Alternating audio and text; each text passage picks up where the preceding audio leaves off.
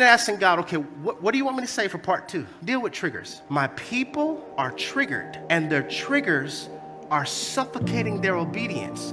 So much so to where they're looking for remedies in traps. She tries to comfort herself with food and Haagen-Dazs ice cream, which is falling for the trap of gluttony. He's just trying to find peace. This is why he gets high, but he's fallen for the trap of alcoholism. He's fallen for the trap of being intoxicated in your mental sobriety. They're so triggered by being alone that they're entertaining a devil-sent person and then coming to me and asking me to bless it. If you could trace it, you could unlearn it. This loneliness thing, alone thing, I like to call it traumatic aloneness. Traumatic aloneness is when you were 6 or 7 years old and you were left alone longer than you were supposed to be. Mama said, I'm gonna be back in an hour. 2 hours went by. 3 hours went by. The sun is starting to come up. And then they finally walk in, and you were so traumatized from that moment.